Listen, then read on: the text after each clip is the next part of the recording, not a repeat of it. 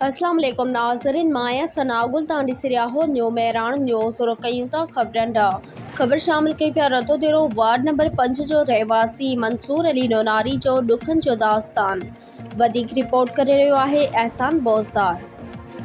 जी बिल्कुल, अज अस मौजूद आयूँ रतोदरो में 5 नंबर वार्ड डाकतला महल जो रवासी मंसूर अहमद नूनारी वटे, जंहिंजो कुछ ॾींहं पहिरियां वीडियो वायरल थियो हुयो।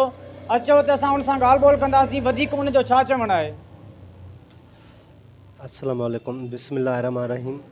जी त मां पहिरियों शुक्रगुज़ार आहियां भाऊ एहसान मोलाईअ जो ऐं भाऊ ग़ुलाम सिंह कंगो साहब जो, जंहिं असांजी एहसास रखी ऐं जिन असां ॾे महिरबानी करे कुर्ब जा क़दम भरे आया। उन्हनि जा लख लख थोरा आहिनि जेके मुंहिंजे दर्द खे सम्झी मूं वटि ॿई ॼणा हलिया आया। उन्हनि जी वॾी वॾियूं महिरबानियूं। जी मां इहो ई अर्ज़ु रखंदुसि त मां डिसेबल कोटा मां अर्ज़ु थो कयां peoples party Pakistan peoples party जे रहनुमाउनि खे, एमएनए बिलावल भुट्टो ज़रदारी साहब, एमपीए फरियाल टालपुर साहिबा, असांजो मानवारो साईं चेयरमैन मुनीर ख़ान अमन जलबाणी साहब ऐं सिटी सदर मुमताज़ अरबाणी साहब ऐं मुंहिंजी सॼी रतेदरे जी सिटी क़यादत खे इहो ई अर्ज़ु कंदुसि त महिरबानी करे मां माज़ूर आहे, मुंहिंजो गुज़ारो नथो थिए, नंढड़ा मासूम बचिड़ा आहिनि, मुंहिंजी तालीम मुंहिंजे बचड़नि जी बि पूरी नथी थी सघे ऐं घर जा अखराजात बि पूरा थी नथा सघनि। मां इहो ई अर्ज़ु कंदुसि त महिरबानी करे मूंखे डिसेबल कोटा मां का हल्की फुल्की नौकिरी ॾिनी वञे त जीअं मां पंहिंजो मुस्तक़बिल संवारे सघां ऐं पंहिंजे मासूम बचड़नि जो बि मुस्तक़बिल संवारियां।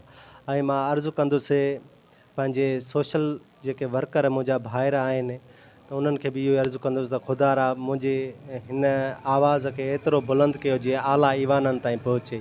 पहिरियां बि तव्हांजो जेको सो त वीडियोज़ वायरल थी वियो, उन खां बाद को तव्हां वटि को या एमपीए या एमएलए या को काउंसलर वग़ैरह तव्हांजे ख़ैरु ख़वाई जे लाइ या को तव्हांखे कुझु बि सहारे जे लाइ या तव्हां सां मुलाक़ात कई वग़ैरह न? मूंखे निहायती अफ़सोस सां थो चवणो पए त असां रतोदरो शहर जा रहवासी आहियूं। रतोदरो में जेको आहे सो असांजा वोट पीपल्स पार्टीअ खे हमेशह वोट ॾींदा रहिया आहियूं।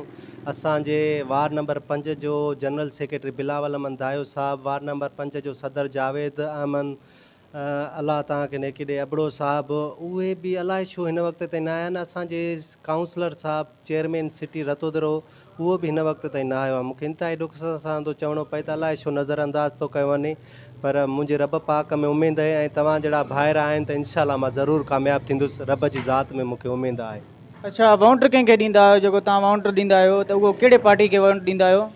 असां वोट पाकिस्तान पीपल्स पार्टीअ खे वोट ॾींदा आहियूं ऐं उन जा एजेंटनामा बि पिया आहिनि ऐं असां एजेंट थी बि रहिया आहियूं।